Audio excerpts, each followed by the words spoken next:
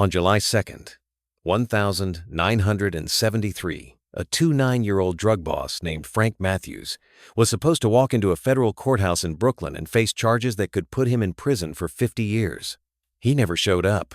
Instead, Frank Matthews, known on the streets as Black Caesar, emptied his safety deposit boxes, picked up his girlfriend, Cheryl Denise Brown, and disappeared from the face of the earth. He left behind somewhere between $15 and $20 million of a life he was walking away from. He left behind a mansion in Staten Island's most exclusive neighborhood, right across the street from Gambino boss Paul Castellano. He left behind an empire that stretched across 21 states, 2 drug mills in Brooklyn fortified with steel walls and armed guards, and a closet in his apartment that a visiting dealer once described as packed to eye level with stacks of cash. But most importantly, Frank Matthews left behind 3 young boys and a woman named Barbara Hinton. Barbara was his common-law wife. She had stood beside him through the flashiest years of his rise. The luxury cars, the prime seats at every sporting event, the Las Vegas trips, music, the fur coats, the rings. She had watched him become the first black drug trafficker in American history to completely bypass the Italian mafia and build direct connections to the French Connection heroin pipeline. She had watched him grow so powerful music that the DEA would eventually rank him among the top 10 drug traffickers in United States history. And then, one hot summer morning, she watched him choose his girlfriend over his family, his freedom over his sons, and $20 million over everything they had built together. The FBI raided the Staten Island mansion. They found an empty safe. Frank Matthews was gone. That was 52 years ago. He has never been found. No fingerprints, no confirmed sightings, no body, no arrest. In December 2025, federal authorities officially ended their search. But what happened to the woman and the 3 boys he left behind? That story, the story nobody tells, might be the most haunting part of the Frank Matthews legend. When Frank Matthews disappeared, the federal government did not just lose a fugitive. They lost their entire case, and they were furious. Their first move was easy to predict. They went straight to Barbara Hinton. Federal agents showed up at the Ocean Parkway apartment in Brooklyn, where Barbara had been living with the 3 boys after the IRS seized their Staten Island mansion. They wanted to know where Frank was. They wanted her to cooperate. They offered full immunity, full protection, and a clean slate if she would tell them anything about her husband's location, his plans, his contacts, or his escape route. Barbara Hinton refused. The prosecutors did not stop there. They brought her before a federal grand jury. They pushed her hard. They threatened her with conspiracy charges, the same charges her husband was facing. They made it clear that if she did not talk, she would pay. Barbara still refused. When agents asked her about Frank Matthews, she gave them a response that became legendary in law enforcement. She said she had never heard of a man named Frank Matthews. For 53 years, Barbara Hinton held that position. She never cooperated. She never gave authorities a single word. She never remarried. She raised those 3 boys alone in the shadow of a man the entire federal government was hunting, and she never once broke. The government eventually charged her. In the 1975 trial of Matthews's associates, 18 members of what the New York Daily News called a black narcotics ring, Barbara was among the defendants. Her lawyer, Gino Galena, argued that the prosecution was an act of payback. He told the court that Barbara had been charged, not because she was guilty of drug trafficking, but because she refused to tell the government where Frank Matthews was hiding. According to court records, Barbara maintained that she believed Matthews was dead. Government agents believed she was hiding information, that she knew exactly where he was. Her case went through the appeals process, with her lawyers arguing bad faith prosecution and claiming the government was using the charges as pressure to force her to cooperate. It did not work. Barbara never talked. Think about what that means. Music. A woman with 3 children. No visible income after the government took everything. Facing federal conspiracy charges, being told by prosecutors that her life could be destroyed, and she chose silence. Not once, not for a week, but for over half a century. Frank Matthews's 3 sons were young children when their father disappeared. The oldest was barely old enough to form memories. The youngest may not have remembered him at all. They grew up in the long shadow of a man the whole world was looking for, but who never came home. Before the disappearance, those boys had lived a life most children could not imagine.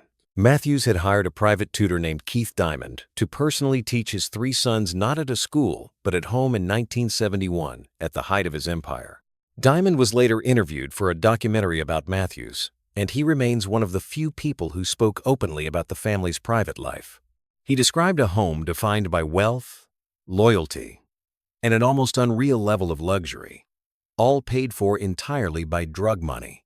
The boys had everything: toys, clothes, a mansion on Tot Hill where mafia bosses were their neighbors, a father who came home in silk suits and drove cars that cost more than most people's houses. Diamond also described something else. He described a father who, despite everything, was present. Matthews would sit with his sons at dinner. He would ask about their schoolwork. He was generous to a fault, not just with his family, but with strangers. Dealers who visited his apartment said he kept a closet packed to eye level with cash, and he gave away money the way other men gave away handshakes. He paid for neighborhood kids to go to college. He bought groceries for families who could not afford them. Music. He threw parties where everyone ate for free. That was what the boys remembered, or what they were told they should remember. A father who was powerful and generous and larger than life. A man who walked into a room and owned it. A man people respected, feared, and loved in equal measure. And then, one morning, that man was gone. What do you tell a 5-year-old whose father has just disappeared? What do you tell a 7-year-old? Barbara had to make a choice that no mother should ever have to make. She could not say he was in prison music because he was not. She could not say he was dead because she did not believe that.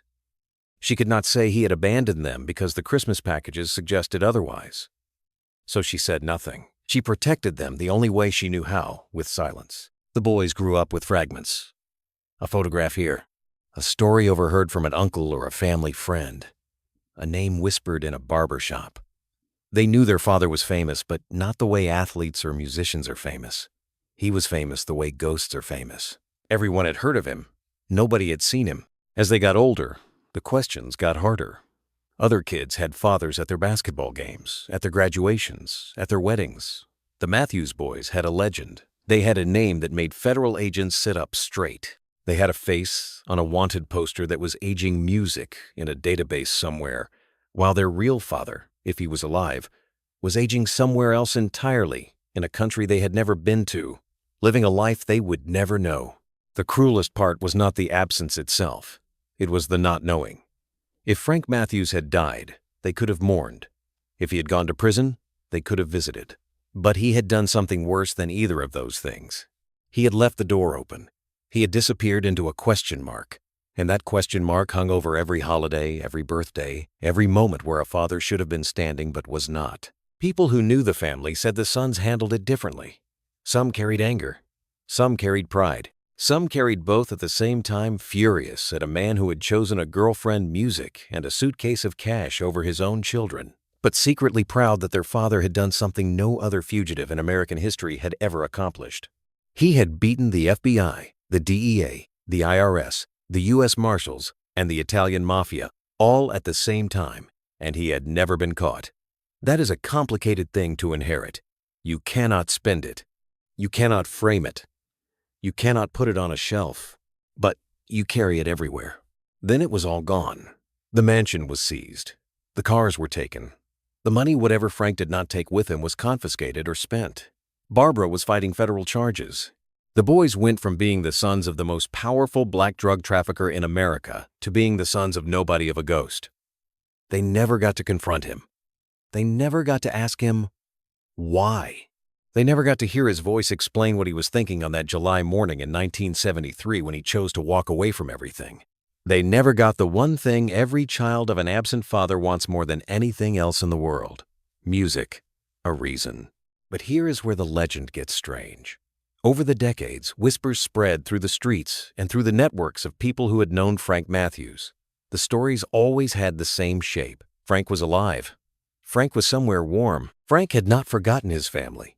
Money occasionally arrived for Barbara and the boys after the disappearance, not through banks, not through wire transfers, but through people, middlemen who appeared, delivered, and disappeared without explanation. The most famous incident happened at Christmas, not long after the disappearance. A package arrived at the family's Brooklyn apartment. Inside was $300,000 in cash. No return address, no card, no signature, just banded stacks, music of bills. The kind of money that does not come from a savings account. The kind of money that comes from a man who left with $20 million. Barbara never reported it. She never told the authorities. She never spent it in ways that would attract attention. She simply took it in quietly and used it for the life she was building for her boys the same way she handled everything else. Silently, without explanation, without ever saying where it came from or who sent it. But the Christmas money was not the only signal. Over the years, strange messages reached the family through channels that law enforcement could never trace. A phone call from an unknown number. A letter with no return address, postmarked from a country that meant nothing to the agent watching the family, but everything to the people inside that apartment. A message passed through a third party, then a fourth, then a fifth. Each person in the chain knowing only the person before them and the person after, never the origin. Classic compartmentalization, the same method Matthews had used to run a drug empire across 21 states without a single wiretap catching him for 7 years. The family never publicly confirmed these contacts. They never denied them either. But people close to the family, people from the old days, people who had worked for Matthews, people who had been in his world said the same thing for decades. Frank was alive. Frank was somewhere warm. And Frank had not forgotten his sons. The documentary producers who made the Frank Matthews story in 2012 conducted roughly 20 interviews with law enforcement, former associates, and people from Matthews's Baltimore and Brooklyn networks. One of the filmmakers said afterward that reading between the lines of some of the law enforcement interviews, there appeared to be real evidence suggesting Matthews was alive and possibly living in the United States. The U.S. Marshal Service, which handled the fugitive case, was said to believe he was still alive as recently as the 2010s. Cheryl Denise Brown, the girlfriend who disappeared with Matthews, was never found either. Her parents were questioned extensively by authorities. At one point, Brown's parents traveled to Curaçao, an island near Venezuela, which added another layer of mystery. Venezuela was where Matthews' original drug connection, Spanish Raymond Marquez, had fled years earlier. It was music where the cocaine came from. It was the one country where Matthews already had a network, contacts, and people who owed him. One investigator reported that a month after the disappearance, IRS agents rushed to a bank in North Carolina after receiving a tip. The bank manager told them they had just missed him. Just missed him. After that, nothing. No fingerprints, no sightings, no confirmed contacts, music with family members, at least none that federal authorities could prove. The family's silence is itself a kind of testimony. When you look at the facts clearly, there are two theories about what happened to Frank Matthews. The first is that he was killed possibly by the Genovese crime family, who had reason to want him dead. Matthews had clashed with Genovese associate Ernie Coco Coraluso over a 40-kilogram heroin deal at the Waldorf Astoria. When Coraluso tried to cheat him, Matthews kidnapped his bodyguard. That kind of disrespect toward La Cosa Nostra did not go unpunished in 1973. Under this theory, Matthews was murdered shortly after fleeing, and his body was gotten rid of. The second theory is that he made it out, that with $20 million equal to roughly $100 million today, and connections stretching from Venezuela to the Caribbean to West Africa, Frank Matthews had the money, the contacts, and the intelligence to disappear permanently. He had spent years building drug networks that operated across 21 states without being detected. He had flight attendants smuggling heroin in travel bags. He had money laundering operations in Las Vegas. He had direct connections to the Corsican underworld in Caracas. If anyone had the means to vanish completely, it was him. And the family's behavior lines up with the second theory. Barbara Hinton never cooperated, not once, in 53 years. She never remarried. She never publicly mourned Frank as a dead man. She raised those 3 boys alone and kept her silence with a level of discipline that suggests she had a reason to stay quiet beyond mere stubbornness. The sons grew up privately, never publicly revealing any contact with their father, but also never publicly music accepting that he was dead. No funeral was ever held, no memorial, no closure, just silence. In the world of organized crime, that kind of silence has a name. It is called protection.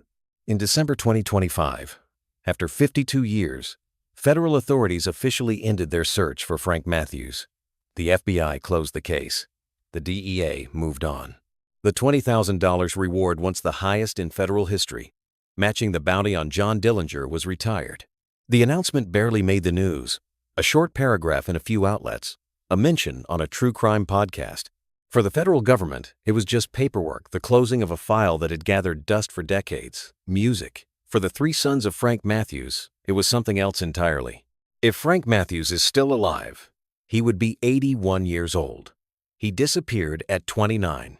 He has been missing for longer than most people's entire adult lives. His sons are now men in their 50s older than their father was when he vanished. They have their own children now, maybe grandchildren.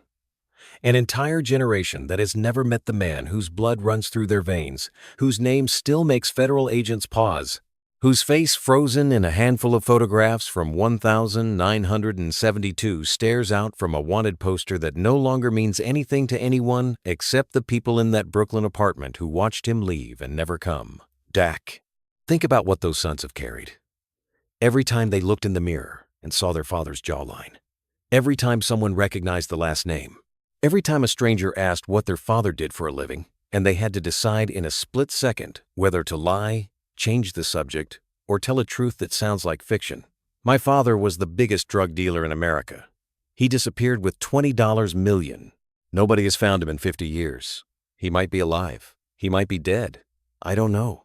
I've never known. Barbara Hinton kept her secret, whatever it was, to the very end. She outlasted every federal agent who ever questioned her, every prosecutor who ever threatened her, every investigator who ever tried to break her.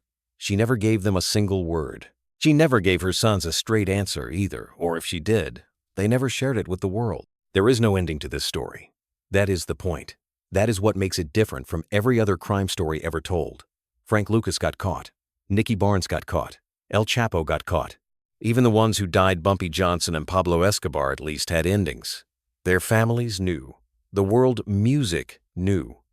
Frank Matthews has no ending. Just a family that waited, and a silence that lasted half a century, and three boys who became men without ever hearing their father's voice again. Somewhere, maybe, an 1-year-old man is sitting on a porch in a country with no extradition treaty, watching the sun go down, thinking about three sons he has not held since they were children. Maybe he knows their names. Maybe he knows what they look like now. Maybe he has seen photographs pass through the same invisible network that delivered $300,000 on a Christmas morning. Or maybe he has been dead since 1973, and the silence was for nothing. And those three boys spent their whole lives waiting for a ghost. Nobody knows. And after 52 years, nobody ever will.